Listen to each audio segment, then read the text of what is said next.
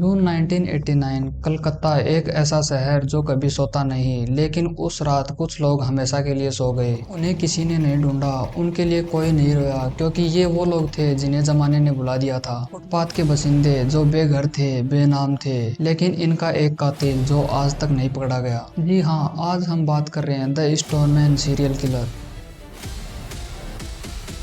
और जून 1989 को पहला मर्डर होता है और 11 सितंबर 1989 तक केवल 100 दिनों में ही 7 लोग मारे जा चुके थे। कलकत्ता के अखबारों ने इस अनजान कातिल को एक नाम दिया, the stone man. Her murder का तरीका एक ही था, एक भारी पत्थर का स्लैब लेकर सिर पर वार करता था। सभी विक्टिम्स फुटपाथ पर सोने वाले बेघर लोग थे। रात के अंधेरे में कम लाइट वाली जगह पर मिडनाइट के बाद और सवेरा होने से पहले वो अपने इस काम को अंजाम देता था। और सबसे दर्दनाक बात यह थी कि इन 13 लोगों में से किसी की भी पहचान नहीं हो पाई।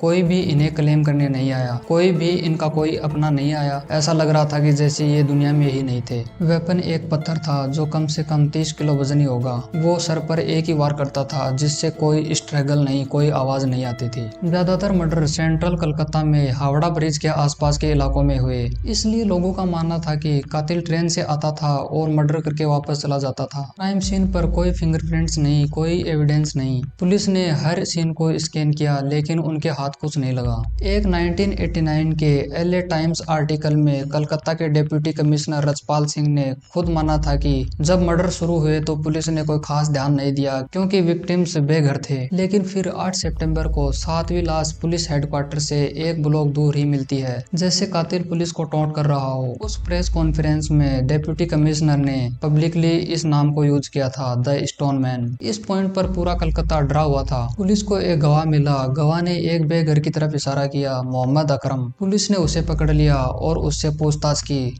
लेकिन जब उसे देखा गया तो वो इतना कमजोर था कि 30 किलो वजन का पत्थर नहीं उठा सकता था। और बाद में आगे चलकर उस गवाह ने भी मना कर दिया कि उसने झूठ बोला था। मोहम्मद अकरम को छोड़ दिया गया और स्टोन मैन अभी भी आजाद रहा। यहाँ एक चौंका देने वाला फैक्ट ये भी है कि बॉम्बे में 1985 से 88 तक एग्जैक्टली सेम मर्डर हो रहे थे, सेम विक्टिम्स और सेम वेपन। और फिर बॉम्बे में मर्डर्स बंद हुए और कलकत्ता में शुरू हो गए। ये काम सेम बंदे का था या फिर कोई कॉपी कैट किलर था, आज तक कंफर्म नहीं हुआ। लेकिन इतनी सिमिलर चीजें एक ही इंसान का काम लगता है। आपको क्या लगता है, कमेंट करके जरूर बताएं। जून 1989 से नवंबर 1989 तक 13 मर्डर्स हो चुके थे और फिर अचानक बंद। कोई अनाउंसमेंट नहीं, कोई अरेस्ट नहीं, कोई एक्सप्लेनेशन नहीं, बस खामोशी। केस आज भी अनसॉल्व है।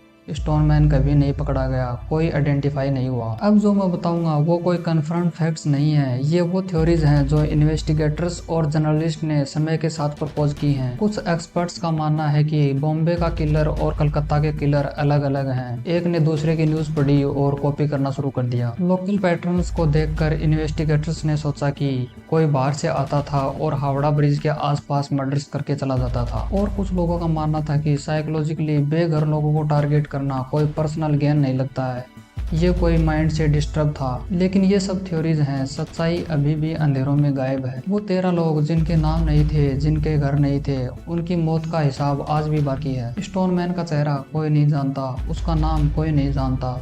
कलकत्ता की उन रातों का अंधेरा आज भी उसी तरह काला है। Like and subscribe, bye.